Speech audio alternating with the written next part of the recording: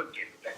So కాంతం గారు, ఇప్పటివరకు మనకి శ్రీనివాసరావు గారు చెప్పిన దాని ప్రకారం అయితే కాస్త వర్షాలు తగ్గుముఖం పడతాయని అయితే ఒక ఊరటనిచ్చే అంశం అది కాబట్టి నిన్న ఇప్పుడు ఆయన చెప్పింది నిన్న 2 గంటల నుంచి వాళ్ళు నిన్న 2 గంటలకు రిపోర్టు ఇవ్వడం జరిగింది. అంటే నిన్న నిన్న నిన్న 2 గంటల నుంచి అంటే రాత్రి అనుకోకుండా వాతావరణం చేంజ్ అయింది. ఏంటి వరంగల్ ఎక్కడ పడతారన్నది అనుకోకుండా ఇటు మారింది. అదే ఆయన క్లారిటీగా చెప్తున్నాడు. ఇది అనుకోకుండా జరిగినటువంటి వర్షపాతం, అనుకోకుండా పడ్డది. దాని తర్వాత నిన్న రాత్రి అంతా పడ్డ దానికోసమే కదా ఇదంతా కామారెడ్డి, నిజామాబాద్ కానీ ఇక్కడ ఎల్లంపల్లి కానీ ఇవన్నీ ప్రాజెక్టులను నిండినాయి, లేకుంటే ఇదంతా నష్టం జరిగిందంతా అంతా నిన్న 2 గంటల నుండి 2 గంటల నుంచి స్టార్ట్ అయిందంటే రాత్రి ఎక్కువ వర్షం వచ్చింది కాబట్టి కామారెడ్డికి నష్టం జరిగింది. అంటే కామారెడ్డికి పూర్తిగా వరద వచ్చింది. దాన్ని అది ఎప్పుడైతే వాతావరణ కేంద్రం ఎప్పుడైతే వీళ్ళకు ప్రభుత్వానికి రిపోర్ట్ చేసిందో అప్పటి నుండి ఆల్రెడీ సమీక్షలు జరుగుతూనే ఉన్నాయి. కానీ ఎంత వస్తుంది వర్షము, ఎంత వర్షపాతం నమోదైంది అనేది అంచనా లేకపోయింది. కాబట్టి దాని ప్రకారమైన వెంటనే సమీక్షలు చేశారు. అధికారులను ఆదేశాలు ఇచ్చారు. అధికారులు కూడా అన్నిటికీ సిద్ధమై ఉన్నారు. అక్కడ అందరికీ కూడా ప్రజలు ఎక్కడ ప్రాణ నష్టం జరగకుండా కాపాడిండ్రు. ఈ రోజు పొద్దున్న నుండి ఎవరికి కూడా ఇబ్బంది కాకుండా ఆల్రెడీ వర్షపాతంని అంచనా వేసాము, ప్రభుత్వానికి చెప్పాము, అందుకే రెడ్ అలర్ట్, ఆరెంజ్ అలర్ట్ చేశారు అని చెప్పి. కానీ అంత వర్షం వస్తుందని కూడా అనుకోలేదు, కానీ వచ్చింది. అయినా కూడా ఇక్కడ ప్రాణ నష్టం జరగకుండా అంటేనే అంత వర్షం వస్తుందని దాటితే రెడ్ అలర్ట్. కాకపోతే ఇక్కడ 20కి మించి వాళ్ళు చిన్న రెడ్ జోన్ ఇచ్చారు రిపోర్ట్స్.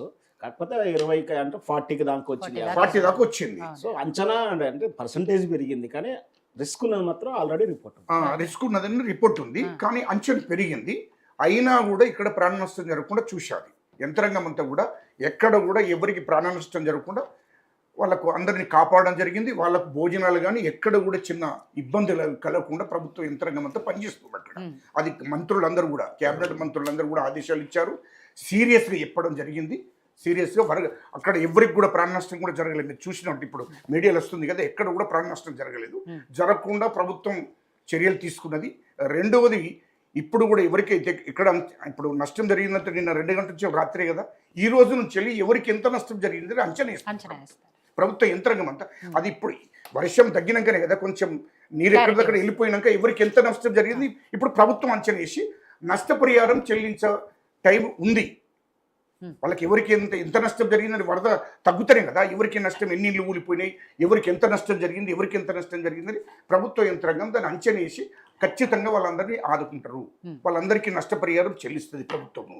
ఖచ్చితంగా ఎవరిని కూడా ఇబ్బంది పెట్టే కార్యక్రమం ఉండదు. ప్రతి పేదవారికి కానీ, ప్రతి మధ్యతరగతి వాళ్ళకి కానీ, ప్రతి వారికి నష్టం జరిగిన వాళ్ళందరికీ కూడా ప్రభుత్వము ఆదుకుంటుంది. ఎందుకంటే నిన్న 2 గంటల నుంచి ఇవాళ జరుగుతుంది, ఇప్పుడు అయిపోయింది. ఇవాళ సాయంత్రం వరకు అంచనా వేస్తున్నారు. ఎవరికి ప్రాణ నష్టం జరగలేదు, ఎవరికి కూడా నీళ్లు కానీ భోజనం కానీ ఎవరికి కూడా ఇబ్బంది కలగకుండా చూసుకున్నది ప్రభుత్వం. ఖచ్చితంగా ఇప్పుడు కూడా ఎవరికి ఎంత నష్టం జరిగిందో అంచనా వేస్తుంది ప్రభుత్వం. ఖచ్చితంగా వాళ్ళకి సహకరించడానికి సిద్ధంగా ఉంది ప్రభుత్వం. దాన్ని అంచనా వేసుకోవాలి తప్ప దీన్ని రాజకీయాలు చేసి అట్లంటే ఇప్పుడు మీరు అన్నట్టు ఒక మాట నేను అంటాను, అంటే ఇప్పుడు రాజకీయాలు చేసిన అవసరం లేదు.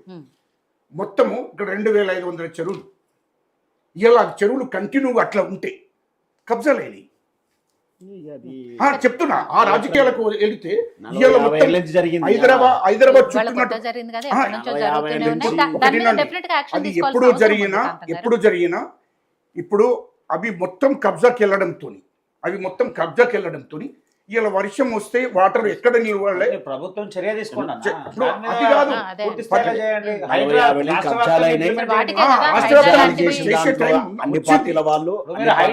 ఒక ప్రాంతానికి హైదరాబాద్ కే పరిమితం కాకుండా రాష్ట్ర వ్యాప్తంగా ఇంప్లిమెంట్ చేయండి. అది చెయ్యాలి, అది మీరు చెయ్యాలి. చేస్తేనే కరెక్ట్ ఉంటుంది తప్ప రాష్ట్ర వ్యాప్తం కూడా మీరు ఒకటి గుర్తుపెట్టుకోండి. ఇలా అన్ని జిల్లాలు కూడా ఇదే పరిస్థితి. మొత్తం అన్ని చెరువులను గుట్టలను భూములను ఎక్కడ కూడా లేకుండా పూర్తి కబ్జాలు జరిగినాయి. అది రిపోర్ట్ చేస్తే ఇది రాజకీయాలు చేసినట్టు అంటారు. చిన్న ఓన్లీ చెరువులే కాదండి, దేవుని భూములు కూడా కబ్జాలే. లేవు. దేవుడు అంటే భయం లేకుండా దేవుని భూములు ఏమైంది అప్పుడు ఏమైంది? గుడ్లే కబ్జా కావట్లేదు. అనుమతి ఇచ్చేది లోతట్టు ప్రాంతాలు వాళ్ళే అనుమతిస్తున్నారు, అనుమతి ఇవ్వకపోతే రాదు కదా. ఇయ్యాలో అంటే అది చెప్తున్నాం అన్ని వ్యవస్థలో జాడ్యం అది. రాష్ట్ర వ్యాప్తంగా కూడా అదే జరిగింది. రాష్ట్ర వ్యాప్తంగా కూడా అదే జరిగింది కాబట్టి ఇలా నష్టం జరిగే ప్రమాదం ఉంది. గత 10 ఏళ్ళు ఏం చేశారు? ఇప్పుడు అంతకుముందు నష్టం జరుగుతుందని తెలుసు కదా. అంతకుముందు ఖమ్మంలో మొత్తం కొట్టుకుపోయింది. అప్పుడు ఎవరేమో అది కాదు, ఎవరిని కూడా ఇవ్వాలి. హైదరాబాద్లో గతంలో 10 ఏళ్లలో హైదరాబాద్లో మొత్తం నీరు వచ్చి కొట్టుకుపోయింది. వాళ్లకు సహకరిస్తారన్న 10,000 ప్రకటించింది కూడా 10,000 వాళ్ళకు తిండి కూడా సరిపోలేదు. ఎవరిని కూడా ఆదుకోలేదు. ఇప్పుడు అంటే మేము చేస్తామని చెప్పలేదు. ఇండ్లు లేని వారికి ఖచ్చితంగా ఇండ్లు సహకరిస్తామని చెప్తున్నాము. 10,000 20,000 ప్రకటించడం కాదు. మేము అనేది ఏంటంటే ఇల్లు నష్టం జరిగింది, వాళ్ళకి ఇల్లు సహకరించాలి. పేదవాడికి పూర్తిగా ఇల్లు ఊలిపోయినాక వానికి ఏ పోతే ఊరుకూడదు కదా. ఇటు రాష్ట్ర ప్రభుత్వం కానీ కేంద్ర ప్రభుత్వం కూడా విన్నపం చేశాం. ఖచ్చితంగా వాళ్ళు కూడా అలర్ట్ చేశారు. అంటే నష్టం అంటే పూర్తిగా గుడిసె లేని వాడికి ఇల్లు లేని వాడికి ఇల్లు ఇవ్వాల్సిన అవసరం ఉంది కదా. ఆర్థికంగా ఉన్న వాళ్ళకు ఇస్తామని చెప్పడం లేదు మేము. ఖచ్చితంగా పూర్తిగా గుడిసె కొట్టుకపోయింది. ఆ గుడిసె వానికి సహకరించవలసిన అవసరం ఉంది. ఇల్లు కొట్టుకపోయింది పేదవాడికి, ఆ ఇల్లు కట్టించవలసిన అవసరం ఉంది. దాని విషయంలో మాట్లాడుతున్నాను నేను. అంతకుముందు ఎక్కడ కట్టించారు, ఎక్కడ చేశారు? మీరు అన్నట్టు ఈ టైంలో రాజకీయాలు చేయడం కరెక్ట్ కాదు. అది ఎవరికి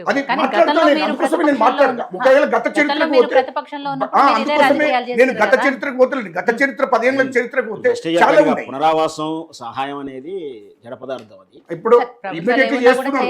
ఒకటి సార్, మీరు ఆ మాట అంటే నేను ఇంకో మాట అనాల్సి వస్తుంది. ఇచ్చిన హామీలు ఇచ్చిన వాటికి చేయండి.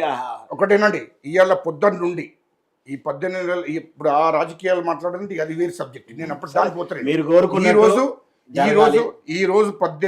24 గంటలు దాటింది. ఈ రోజు ఎవరికైతే ఇక్కడ భగవంతుని దయ వల్ల ఎవరికి ప్రాణ నష్టం జరగలేదు. అందరిని కూడా నీళ్లకు కానీ తిండికి కానీ ఇబ్బంది లేకుండా ప్రభుత్వం డ్రైవింగ్ చేసినవే ఒక 3-4 వెహికల్ ఏదో 7-8 మంది చనిపోయినట్టు. చనిపోలేదు.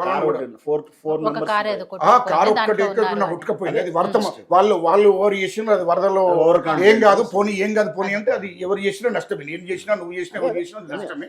కానీ కొద్దిమందిని ఇది హెలికాప్టర్ ద్వారా కొంతమందిని కాపాడడం కూడా జరిగింది. అందులో కొట్టుకపోయే అటువంటి వాళ్ళని కూడా తీసుకురావడం జరిగింది. ఎవరికి కూడా నష్టం కాకుండా చూసిండ్రు. ఇప్పుడు ఎవరికైతే పేదవానికి నష్టం జరిగి అక్కడ పేదోళ్ళకు నష్టం జరుగుతుందో వాళ్ళందరినీ ఖచ్చితంగా ప్రభుత్వం ఆదుకుంటే 24 గంటలు, ఇంకొక 24 గంటలు అయితే తెలుస్తుంది మొత్తము ఎంత నష్టం జరిగింది, ఎంతమందిని అక్కడ ఆదుకోవాల్సిన అవసరం ఉంది, ఎంతమందికి మనం పునర్వాసం కల్పించవలసిన అవసరం ఉంది. ఆల్రెడీ ఇప్పటివరకు పునర్వాసం కల్పిస్తున్నారు. వాళ్ళకు నష్టం జరిగినటువంటి వాళ్ళకు, పేదవాళ్ళకు ఇండ్లు కానీ గుడిసెలు కానీ కొట్టుకుపోయినటువంటి వాళ్ళకు ఖచ్చితంగా తిరిగి దాన్ని నిర్మాణం చేసే కార్యక్రమం ప్రభుత్వం తీసుకుంటుంది కూడా. ఎందుకంటే నేను ఇప్పుడు జరిగే పరిణామాల గురించి 24 గంటల్లో జరిగిన పరిణామాల గురించి మాట్లాడుతున్నా తప్ప గత చరిత్ర పోతే వేరే ఉంది. ప్రేమ్ గాంధీ గారు, ఎప్పుడైతే వెదర్ రిపోర్ట్ వచ్చిందో ప్రభుత్వానికి అలర్ట్ ఇంకోటి కూడా మేము బండి సంజయ్ గారికి కూడా మేము అంటే థ్యాంక్స్ చెప్తున్నాము. ఏ రాజకీయాలు మాట్లాడకుండా మేము దానికి మాట్లాడతామండి. రాజకీయాలు మాట్లాడకుండా డైరెక్ట్గా అక్కడ ప్రజల దగ్గరికి వెళ్ళాడు కాబట్టి దానికి సంతోషపడుతున్నాం. ఎందుకంటే ఇప్పుడు రాజకీయాలు మాట్లాడడం కరెక్ట్ కాదు. ఎవరైనా అందరూ పోవాల్సిందే, అందరూ కూడా భాగస్వాములు అయితేనే ఆ ప్రజలను ఆదుకుంటారు తప్ప ఇప్పుడు మేము ఒక ప్రభుత్వమే ఆదుకోవాలి లేకుంటే ఇంకోరు ఆదుకోవాలని కాదు. వాళ్ళందరూ కూడా సహకరించారు. ప్రజలకు కూడా భరోసా ఇస్తున్నారు. అందరూ అట్లా భరోసా ఇచ్చి సహకరించండి. తర్వాత రేపటి నుండి రాజకీయాలు మాట్లాడుకుందాం. సో వెదర్ రిపోర్ట్ వచ్చిన దగ్గర నుంచి కూడా ఇప్పుడు అది ఇప్పటి కాదు సార్. ఇప్పుడు అట్లా అంటే ఇప్పుడు గుజరాత్లో పడ్డది, రాజస్థాన్లో పడ్డది. రాజస్థాన్లో ఎప్పుడన్నా వర్షాలు పడ్డదా చూసారా? ఇవాళ రాజస్థాన్లో పెద్ద ఎత్తున వరద వచ్చింది. ఇవాళ పంజాబ్లో పడ్డదా? దేశవ్యాప్తంగా వర్షాలు వస్తున్నాయి. అప్పుడు అక్కడ ప్రభుత్వాలను విమర్శించవచ్చా? ఇప్పుడు కాదు కదా, సమయం కాదు కదా అది. సో వెదర్ రిపోర్ట్ వచ్చిన దగ్గర నుంచి కూడా అనుక్షణం ప్రభుత్వము అలర్ట్గానే ఉంది, ముందస్తు చర్యలు తీసుకుంటుంది. కాబట్టి ప్రాణ నష్టం జరగలేదు, సరే ఆస్తి నష్టం కొంతవరకు జరిగినా అది ఇంకా అంచనా వేసే దాంట్లో ఉన్నారు. కాబట్టి వన్స్ ఆ రిపోర్ట్ కూడా వచ్చిన తర్వాత ఎవరెవరికి ఎంత నష్టపరిహారం చెల్లించాలి ఇవన్నీ కూడా ప్రభుత్వం తీసుకుంటుంది అనేది కాంతం గారు చెప్తున్న విషయం. అయితే వారు చెప్పే దాంట్లో సరే అది ఖచ్చితంగా ఎవరు అంచనా వేయరు, అంచనా కన్నా మించి వచ్చింది కాబట్టి ఇది జరిగింది. కానీ యుద్ధ ప్రాతిపదికన తీసుకున్నటువంటి పనుల మీద ప్రభుత్వం చాలా సీరియస్గా పనిచేయాల్సిన అవసరం ఉంది. ఇవాళ ఇప్పుడు కాదు, నేను సరే ఇప్పుడు జరిగింది విషయం పక్కన ఉన్నాం. ఖమ్మంలో జరిగిన పరిస్థితులు మనకు తెలుసు, వరంగల్లో జరిగిన పరిస్థితులు మనకు తెలుసు, హైదరాబాద్ భాగ్యనగరంలో జరిగినటువంటి పరిస్థితి తెలుసు. ఇలా కామారెడ్డి అంటే తెలంగాణ రాష్ట్రంలో ఉంటే 4 ప్రధాన నగరాలలో జరుగుతున్నటువంటి పరిస్థితిని అంతా అంచనా ఇష్టం. రేపు ఇంకో నగరాన్ని